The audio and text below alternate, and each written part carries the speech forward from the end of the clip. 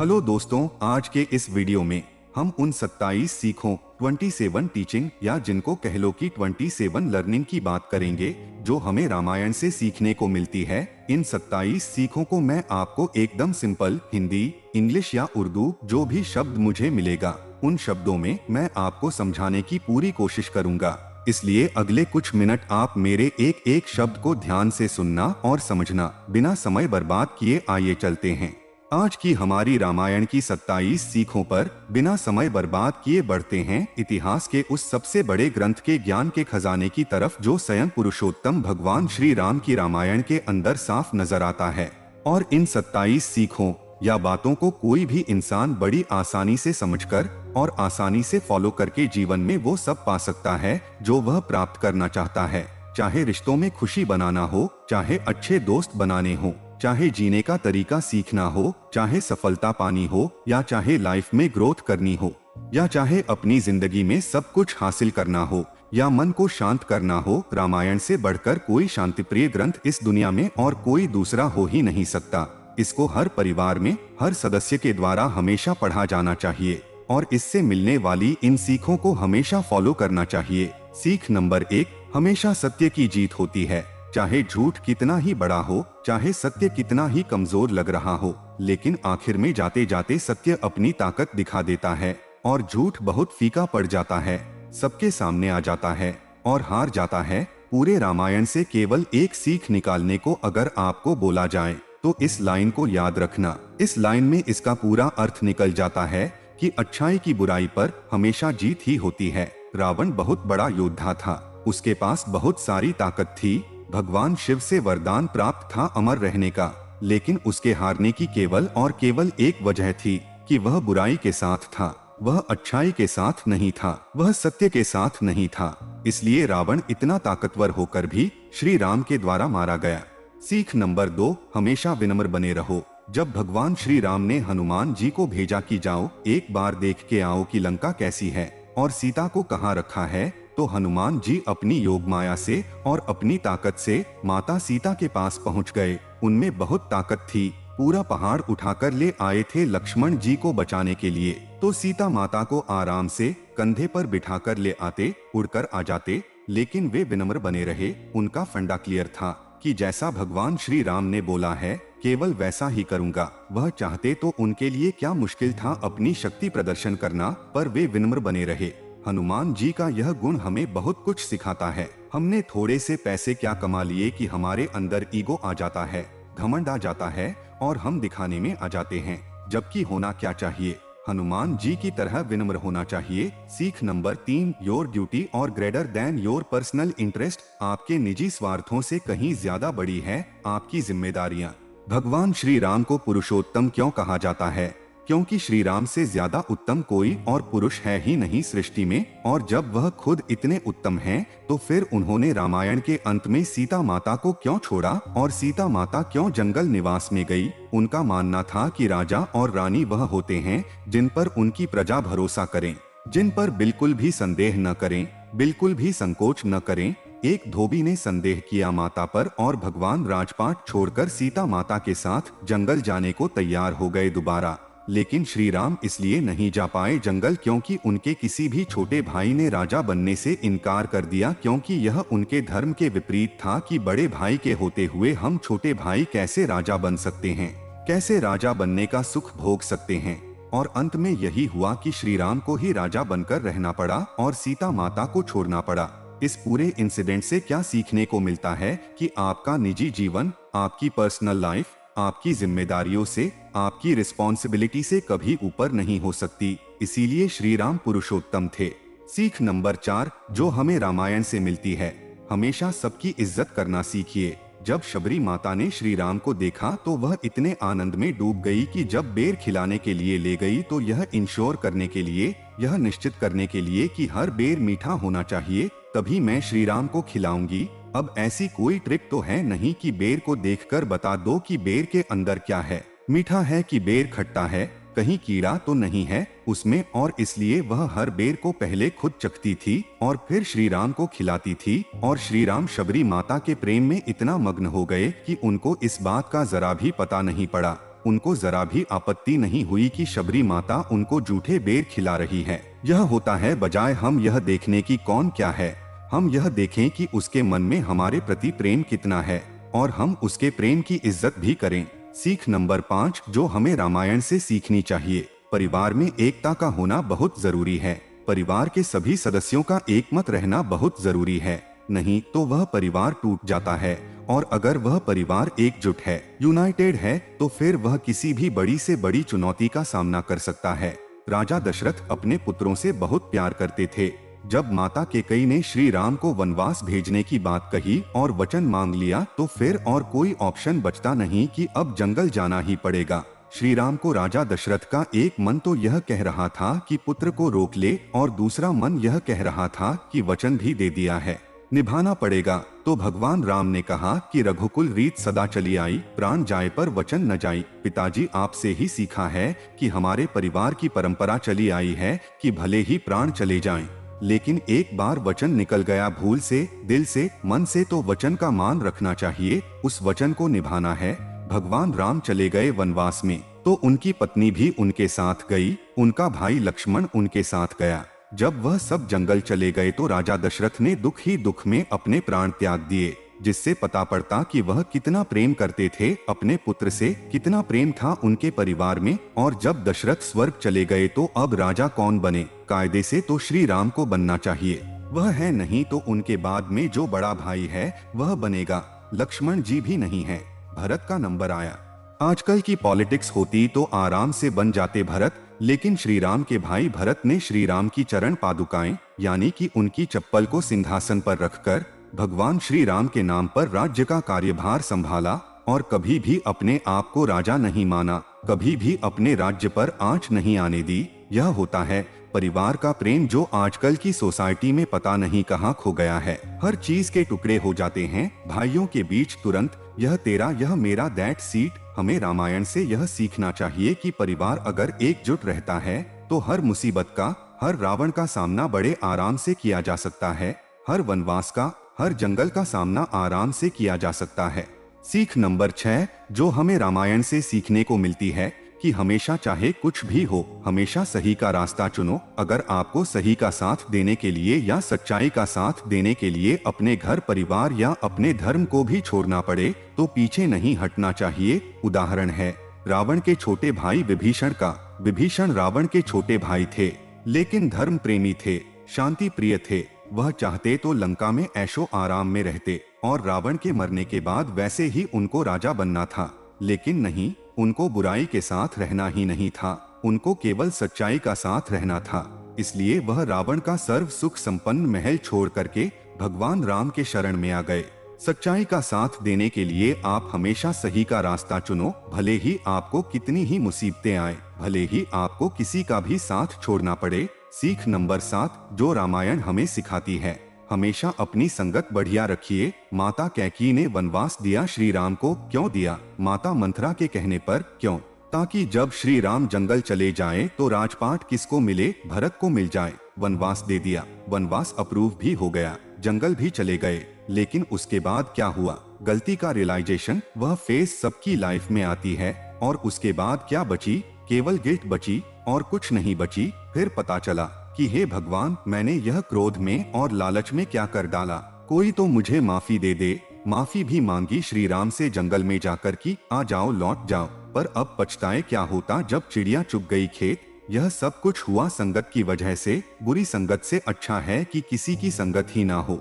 You are the average of 5 friend. आप उन 5 लोगों के कैरेक्टर के एवरेज हो जिनके साथ आपका उठना बैठना है, आपका रहना है, आपका घूमना फिरना है, जो आपके दोस्त हैं, जो आपके क्लोज है, उन 5 लोगों के आप एवरेज हो। इसलिए अपनी संगत बढ़िया रखिए। सीख नंबर 8 माफ करना बदला लेने से कई ज्यादा गुना बड़ा होता है। जब लक्ष्मण ने शूर्पणखा का नाक काटा था तो वह रोती हुई अपने भाई रावण के पास गई। रावण अगर वहाँ पर लक्ष्मण से बदला लेने की बजाय उसको माफ कर देता तो जिंदा रहता, पर उसने बदला लेने की सोची और जब बदला लेने की सोचकर गया, वह माता सीता को किडनैप करके ले आया, यानी कि बदले की भावना में गलतियों पर गलतियां कर बैठा।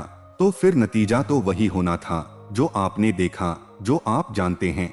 किसी भी विवाद को समाप्त करने के दो ही ऑप्शन हैं कि या तो माफ कर दो सामने वाले को या फिर उसको साफ कर दो, और अगर माफ कर दिया तो ठीक, मामला शांत। अगर साफ करने की सोच कर जाओगे तो पता नहीं वह साफ होगा कि आप साफ होंगे। इसलिए कहा जाता है कि forgiveness is always better than revenge. माफ करना बदला लेने से कहीं ज्यादा बेहतर ऑप्शन होता है। यह बात मैं नहीं बोल रहा, यह बात रामायण से हमें सीखने को मिलती है। सीख नंबर 9 जो हमें रामायण सिखाती है, कभी कभी चीजें जितनी अच्छी दिखती है उतनी अच्छी वह वास्तव में बिल्कुल नहीं होती। या कह लो कि अपनी इच्छाओं से हमेशा बचकर रहना चाहिए। आपकी छाव में कोई चीज बहुत अच्छी होती है लेकिन उतनी अच्छी होती नहीं है। रावण ने जब माता सीता को किडनैप करने का प्लान बनाया तो अपने साथ मारीच को ले गए, जो रूप बदलने में माहिर था। उसने एक सोने जैसे दिखने वाले हिरण का रूप लिया और सीता माता को आकर्षित किया। सीता माता के मन में यह डिजायर हुई कि ये हिरण तो सबसे अलग है। जाओ जाओ लक्ष्मण, मुझे ये हिरण चाहिए। लक्ष्मण को आज्ञा। लक्ष्मण को भी आज्ञा का पालन करना पड़ेगा। लक्ष्मण वहां से चले गए और रावण साधु के वेश में भिक्षा मांगने के लिए पीछे से चला आया और सीता माता ने लक्ष्मण रेखा को लांघ दी और नतीजा आप जानते हो। कुछ ही पल बाद में सीता माता लंका में फंस गई, यानी कि वह हिरण जो हिरण था ही नहीं। अगर उसका मोह माता सीता को नहीं हुआ होता तो किडनैपिंग ही नहीं होता। इसलिए कभी भी हमें चीजों को दूर से जज करके उनकी तरफ आकर्षित नहीं होना चाहिए। लालच और इच्छाएं बड़ी बुरी चीजें हैं। सीख नंबर 10 समस्त जीव जंतुओं के प्रति हमें प्यार करना चाहिए। इस धरती को केवल इंसान ही नहीं चलाते हैं, बल्कि पेड़ पौधे, जीव जंतु, जानवर, सबका रोल है। इसमें एक इकोसिस्टम बना हुआ है जिसमें हम सब एक दूसरे पर डिपेंड हैं। हमें सबको प्यार करना चाहिए और किसी के भी जीने का हक नहीं छीनना चाहिए। रामायण में देखिए, हनुमान जी कौन थे? वानर। राम सेतु किसने बनाया? वानरों की सेना ने। जटायु कौन थे? एक गिद्ध। लक्ष्मण की जान किसने बचाई? जड़ी बूटी ने, यानी कि पेड़ पौधों ने। एक वानर लेकर आए थे, यानी हनुमान जी। यहाँ तक कि गिलहरी ने भी सहयोग किया पुल बनाने में। और कहा जाता है कि गिलहरी के पीठ पर जो धारियां होती है ब्लैक एंड व्हाइट, वह भी श्री राम के हाथ रख देने की वजह से हुई है। खैर जो भी हो, लेकिन पूरे सीन से यह समझ में आता है कि इस नेचर में हर जीव जंतु का रोल है, सबको जीने का हक भी है। इस सृष्टि की हर रचना के साथ प्यार करना सीखिए। यह जीव जंतु, पेड़ पौधे आपने नहीं बनाए, ऊपर वाले ने बनाया। उसी ने बनाया जिसने आपको बनाया है, इसलिए उनसे भी प्यार करना सीखिए। यह रामायण ग्रंथ बोलता है। सीख नंबर 11 दुश्मन की भी खूबियों का सम्मान करना चाहिए। रावण ने भले ही बहुत बड़ा पाप किया हो, लेकिन जब वह मरने वाला था तो श्री राम ने लक्ष्मण जी को भेजा कि जाओ रावण से कुछ सीख करके आओ। लक्ष्मण जी बोले कि भैया ये क्या बोल रहे हो? जिस आदमी ने सीता माता का अपहरण किया, जिसको आपने मारा, जो इतना गंदा इंसान था, उससे आप मुझे सीखने को बोल रहे हो? तो श्री राम ने कहा कि रावण के कर्म बुरे थे, लेकिन उसके पास में ज्ञान बहुत था। वह एक बहुत बड़ा ज्ञानी आदमी था, उससे कुछ ज्ञान लेकर आओ। और जब लक्ष्मण जी गए रावण के पास तो रावण ने कहा कि कभी भी अच्छे काम को कल पर नहीं डालना चाहिए और उसको तुरंत कर लेना चाहिए। बोले कैसे? बोले कि अगर मैं अच्छाई के साथ समय पर आ जाता, श्री राम की शरण में समय पर आ जाता, तो आज मैं यहाँ पर नहीं पड़ा होता। मेरे भी घर वाले खुश रह रहे होते, मैं भी महल में आनंद ले रहा होता। लेकिन मैंने सही समय पर सही काम, अच्छा काम नहीं किया, अच्छाई की शरण में नहीं आया, मैं सही रास्ते पर नहीं आया, इसलिए आज मैं यहाँ पर मरने की हालत में पड़ा हुआ हूँ। भले ही श्री राम ने रावण को मारा, लेकिन उसके ज्ञान का वह सम्मान करते थे, इसलिए लक्ष्मण को उसके पास ज्ञान लेने के लिए भेजा। इसलिए अगर हमें दुश्मन से भी कुछ सीखने को मिलेगा तो सीखना चाहिए। सीख नंबर 12 नारी शक्ति। नारी जो होती है उसके पास में बहुत शक्ति है, बहुत ताकत है, बहुत जिम्मेदारी है। रामायण में नारी शक्ति के बारे में अच्छे से समझ आता है। एक नारी को जो किरदार निभाने पड़ते हैं इस दुनिया में, वह एक माँ का हो सकता है, एक बहन का हो सकता है, एक दोस्त का हो सकता है, एक पत्नी का हो सकता है, और हर एक किरदार का अपने आप में एक बहुत बड़ा रोल है। माता सीता चाहती तो महल में रहती आराम से, क्यों जंगल में जाती? पर उन्होंने हंसते हंसते जंगल के वनवास को स्वीकार कर लिया कि जहाँ मेरे श्री राम जाएंगे मैं वहीं पर रह लूंगी, फिर चाहे वो कांटे हो, सर्दी हो या गर्मियां हो। उन्होंने लंका में रहते हुए भी पत्नी धर्म को बहुत अच्छे से निभाया और एक मिसाल पेश की। सीख नंबर 13 जो हमें रामायण से सीखने को मिलती है, रिश्ते पैसों से ज्यादा बढ़कर है। अब देखिए आप, श्री राम का वनवास, माता सीता भी चली गई, भरत भी एक्टिंग किंग बनकर रहे और कभी भी अपने आप को राजा नहीं माना। लक्ष्मण ने छोटे भाई होने का फर्ज अच्छे से निभाया, यानी कि कोई महल नहीं था, कोई पैसों का मैटर ही नहीं था, लेकिन फिर भी रिश्ते कितने अच्छे से चल रहे थे। रिश्ते अगर निभाना जानते हो तो पैसा कुछ भी नहीं है, धन दौलत कुछ भी नहीं है। इसलिए रामायण के लक्ष्मण और सीता माता की तरह अगर धन दौलत और रिश्तों में किसी एक को चुनना पड़ेगा तो हमेशा रिश्तों को ही चुनना चाहिए। सीख नंबर 14 माँ बाप की इज्जत। माँ बाप की इज्जत कीजिए, करना सीखिए। जब माता कैकेयी ने कहा कि अब तो राम को वनवास जाना ही पड़ेगा, तो श्री राम ने एक भी क्रॉस क्वेश्चन नहीं किया कि क्यों जाना है, कब जाना है, कहाँ रहना है, कैसे रहना है, खाना कहाँ मिलेगा। उनके दिमाग में क्या था, एक तो माता का आदेश और दूसरा पिता का वचन, यानी कि माँ बाप ने अगर कुछ कहा है तो उसमें कोई ना कोई बात जरूर है, उसमें कोई ना नुकुर नहीं है, वो करना है मतलब करना है। There's no second thought। अब चाहे उसका पालन करने में जान ही क्यों ना निकल जाए, पर उसको फॉलो करना है तो करना है। सीख नंबर 15 जो रामायण से हमें सीखने को मिलती है कि कुछ भी करने से पहले अच्छे से सोचना जरूर चाहिए। जैसे रावण ले गया सीता माता को और कैकेयी ने दे दिया वनवास। अगर कैकेयी ने सोचा होता वनवास देने से पहले तो श्री राम को कभी जाना नहीं पड़ता, और रावण ने सोचा होता ऐसी हरकत करने से पहले तो उसका भी वध हुआ ही नहीं होता। कुछ भी करने से पहले 2-3 बार ठंडे दिमाग से जरूर सोचो कि करने क्या जा रहे हो, कि क्या मैं जो करने जा रहा हूँ वो एथिकली सही है या रॉन्ग है, उसके क्या क्या प्लस पॉइंट और क्या क्या माइनस है। ये डिसीजन मेकिंग करना बहुत जरूरी है। आज की डे टू डे लाइफ में हम बहुत सारे काम ऐसे करते हैं जिनके बारे में हम सोचते नहीं हैं और लास्ट में पूरा खेल बिगड़ जाता है। थोड़े से स्वार्थ की वजह से, थोड़े से गुस्से की वजह से पूरा काम गड़बड़ हो जाता है। थोड़ी सी मिस प्लानिंग की वजह से, नहीं सोच पाने की वजह से पूरा काम गड़बड़ हो जाता है। कुछ भी करने से पहले अच्छे से सोचना जरूर चाहिए। सीख नंबर 16 जो हमें रामायण से सीखने को मिलती है, ऑलवेज हैव हेल्पिंग नेचर। हमेशा किसी का भला करने की सोची है। श्री राम ने कभी भी किसी की हेल्प करने का अगर मौका आया उनके पास तो उसको मना नहीं किया। सुग्रीव की हेल्प करी, जटायु की करी, सबरी माता की हेल्प करी, सबकी हेल्प करी। जो सामने आता गया उस पर दया करते गए। इंसान ही अगर इंसान के काम नहीं आएगा तो क्या मशीन थोड़े काम आएगी। यह बात आज के जमाने में हम सबको समझनी चाहिए। We always have helping nature towards everyone. क्या पता किस पल की गई मेहनत किस पल काम आ जाए, किस पल की गई मदद किस पल हमारे काम आ जाए। सीख नंबर 17 अपनों से छोटों की रक्षा करें। ये हमारा धर्म है, ये हमारी जिम्मेदारी है, ये हमारी ड्यूटी है। अगर हम बड़े हैं और पावरफुल हैं तो हमारी जिम्मेदारी बनती है कि हम अपने से छोटों की या सोशल स्टेटस में जो अपने से नीचे के लेवल है वहाँ पर जो लोग हैं उनकी हम हेल्प करें, उनकी रक्षा करें। उनकी रक्षा करने से हम उनको भी आगे बढ़ने का अवसर देते हैं। और क्या पता कल को कोई इतना विकास कर ले कि आजीवन आपका एहसानमंद रहे, और ना भी रहे तो भी आपको तो ऐसा गुण बनाना है अपने आप में कि आप अपने से छोटों को प्रोटेक्ट करें।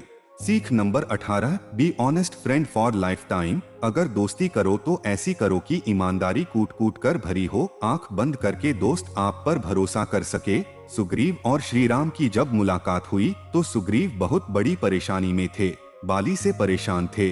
बाली उनका भाई था, श्री राम ने उनकी हेल्प करी और टाइम आने पर सुग्रीव ने भी श्री राम की हेल्प करी। Always keep your word your promise. अक्सर ये होता है कि समय के बदलते ही, अपनी जरूरत पूरी होते ही लोग बदल जाते हैं, पर ऐसा नहीं होना चाहिए। सिख number 19 give your best to relations. Ramayana में ऐसे बहुत सारे एग्जाम्पल्स मिलते हैं जिनसे ये जानने को मिलता है कि रिश्तेदारी कैसे निभाई जाती है। माता सीता बेस्ट वाइफ थी, राम बेस्ट हस्बैंड थे, बेस्ट राजा थे, बेस्ट पुत्र थे। लक्ष्मण और भरत वह भी बेस्ट भाई थे। हनुमान जी बेस्ट भक्त थे। सुग्रीव बेस्ट फ्रेंड थे। आज के समय में अगर हमें किसी रिश्ते को संभालने में दिक्कत होती है तो इन रिश्तों के बारे में हमें जरूर स्टडी करनी चाहिए। पहले के जमाने में एक से ज्यादा शादियां करना राजाओं के लिए आम बात होती थी। यहाँ तक कि श्री राम के पिताजी ने भी एक से अधिक शादियां करी थीं, उनकी एक से अधिक पत्नियां थी, पर इसके बाद भी भगवान श्री राम ने केवल एक ही शादी करी और आजीवन केवल माता सीता से ही संबंध जोड़कर रखा। यह एक बहुत बड़ा एग्जाम्पल है आज की सोसाइटी के लिए, जहाँ पर तलाक एक आम बात हो गई है। सिख नंबर 20, आप कितने ही बड़े बन जाओ, पर आपकी इच्छाएं और आपका घमंड आप लेकर बैठे तो आपको ले बैठेगा। रावण बहुत बड़ा ज्ञानी आदमी था, बहुत बड़ा पंडित आदमी था, शिव भक्त, लेकिन मर क्यों गया? किसी भक्त की मौत होती है कभी इस तरह से क्यों? क्योंकि घमंड था, घमंडी था और कर्म बुरे थे। घमंड आपको रियलिटी नहीं देखने देता, आपके बुरे कर्म आपको कभी भी ऊपर नहीं आने देंगे, बल्कि आप पर बोझ बढ़ाते रहेंगे और आप डूबते रहोगे। आपके घुटनों में जान नहीं बचेगी, घुटनों पर आ जाओगे। सीख नंबर 21, हार कर भी जीतना सीखो, ना कि जीत कर भी हारना। यह एक बहुत बड़ी कला है। जीत कर भी हार गए तो क्या जीते, और हार कर भी जीत गए तो क्या खूब जीते। जटायु ने अपने प्राण त्याग दिए श्री राम के लिए, लेकिन अपने जीवन का मकसद पा लिया। देखो, उनका मकसद था कि अगर प्राण जाए तो केवल भगवान के लिए, और प्राण गए तो किन के लिए? भगवान के लिए गए, श्री राम के लिए गए। अब इसको आप मरना बोलोगे या अमर होना बोलोगे, मर्जी आपकी है। कई बार हमें लगता है कि हम हार रहे हैं या हार गए हैं, लेकिन तब हमें यह देखना चाहिए कि हम हार कर भी क्या अचीव कर गए हैं। हार करके भी जीतना सीखो। सीख नंबर 22, अगर आप कुछ बदल नहीं सकते या आपको लगता है कि चीजें आपके वश में नहीं हैं, तो भरोसा रखिए और अपना काम करते रहिए। जब लंका में जाने के लिए राम सेतु बनाने की बारी आई तो सबसे बड़ा सवाल था कि पुल बनाया कैसे जाए। जितनी भी वानर सेना थी, सबने पत्थर उठाए और राम का नाम लेकर पानी में छोड़ते गए, और जैसे ही राम का नाम लेकर पत्थर गिराते रहे, पत्थर डूबने की बजाय पानी के ऊपर तैरने लगे और रास्ता अपने आप बनने लगा। राम का नाम ले लेकर एक एक पत्थर भी समुद्र में तर गया। यह दिखाता है कि आपकी बिलीफ पावर कितनी है। यह दिखाता है कि आप केवल उतना ही कीजिए जितना आपके वश में हो, उसके आगे क्या होगा यह ऊपर वाले पर छोड़ दीजिए। सीख नंबर 23, किसी को भी कमजोर न समझें। जैसे वानरों की सेना ने सेतु बनाया, जटायु ने अपने आखिरी सांस तक लड़ाई लड़ी, और यहाँ तक कि गिलहरी ने भी सेतु बनाने के लिए हाथ बढ़ाया। इससे यह बात सीखने को मिलती है कि सब में कोई न कोई हुनर जरूर होता है, और हमें किसी को भी कमजोर नहीं समझना चाहिए। हो सकता है वह उस काम में परफेक्ट हो जिसमें हम नहीं हैं। इसलिए किसी का भी मजाक यह कहकर नहीं उड़ाना चाहिए कि यह तेरे से नहीं हो सकता या तू इसके लायक नहीं है, क्योंकि शेर कितना ही ताकतवर हो, लेकिन जब बारी पानी में तैरने की आती है तो मछली से ज्यादा तेज नहीं तैर सकता। मछली से ज्यादा स्किल्ड नहीं है वह पानी के अंदर। सीख number 24, never tell your secret to anyone. अपने रहस्य, अपने राज किसी को भी न बताएं। केवल विभीषण को यह पता था कि रावण की मौत कैसे हो सकती है। रावण की नाभि में अमर होने का फॉर्मूला था, इसलिए रावण की मौत तब ही हो सकती थी जब उसको कोई नाभि में मारे, जब उसके अभेद कवच को तोड़कर उसकी नाभि पर वार करें, तभी रावण मर सकता था। इसके अलावा और कोई रास्ता था नहीं। यह राज रावण ने विभीषण को बताया था। विभीषण को पता था इस राज का। अगर रावण के पॉइंट ऑफ व्यू से देखा जाए तो उसका विभीषण को यह राज बताना सबसे बड़ी भूल थी उसकी लाइफ की, जो उसकी जान ले बैठी। क्योंकि अगर वह विभीषण को कभी न बताता कि उसकी मौत केवल उसकी नाभि से हो सकती है, तो वह शायद कभी मरता ही नहीं। हालांकि जो भी हुआ, सच्चाई के पॉइंट ऑफ व्यू से उसको होना ही था। बट कहानी बहुत लंबी चलती अगर रावण का राज खुद रावण विभीषण को कभी नहीं बताया होता तो। सीख number 25, have faith on your team. Shri Ram की सेना में कौन थे? वानर, मतलब बंदरों की सेना। रावण की सेना ने तो यह कहकर मजाक उड़ाया था हनुमान जी को कि देख तुम्हारे राम की सेना में कौन है, तुम्हारे जैसे बंदर। क्या तुम लोग लड़ोगे युद्ध? तुम लोग लेकर जाओगे सीता माता को? पर उसके बाद क्या हुआ? हनुमान जी को पनिशमेंट देने के लिए और मजाक उड़ाने के लिए पूंछ में आग लगा दी गई। और उसके बाद क्या किया हनुमान जी ने? पूरी लंका जला दी। अपनी उसी पूंछ से उन वानरों की सेना थी श्री राम की, जिन्होंने पुल खड़ा कर दिया। पूरी लंका को अपनी वानर रूप दिखाकर बर्बाद करके रख दिया हनुमान जी ने। और पूरी वानर सेना ने आपको अपनी टीम का मनोबल बढ़ाना पड़ेगा और उसका भरोसा करना पड़ेगा, तभी सक्सेसफुल बन सकते हो। ये मिलती है इससे सीख। सीख नंबर 26, आप या तो राम बन सकते हैं या फिर आराम कर सकते हैं। इस वीडियो के last but not the least ये सीख है कि आपके पास आपकी लाइफ को जीने के दो तरीके हैं, या तो राम बनकर अपनी जिंदगी बिताइए या फिर आराम करके अपनी जिंदगी बर्बाद कीजिए। या तो राम बनकर मुश्किलों के जंगल रूप से सामना किया जाए या फिर आराम करके जैसा हो रहा है वैसा होने दिया जाए। आपको आज एक रास्ता चुनना पड़ेगा आपकी अपनी जिंदगी को जीने का। या तो राम बनना है और सच्चाई का अच्छे से साथ देना है, अच्छा बनना है, या फिर आराम करना है और बुराई को होने देना है। चॉइस आपकी, जिंदगी आपकी है और दिन रात आपके हैं। अगर सफल हुए तो सफलता आपकी है, कुछ हासिल किया लाइफ में तो वो भी आपका है। इसलिए यही कहते हुए मैं इस वीडियो को कंक्लूड करता हूँ कि अपना ख्याल रखिए, स्वस्थ रहिए, सच्चाई का साथ दीजिए, अच्छे का साथ दीजिए, मेहनत कीजिए और मेहनत के दम पर देश में अपना ही नहीं बल्कि दुनिया में देश का नाम कीजिए। जय श्री राम, जय हिंद, वंदे मातरम।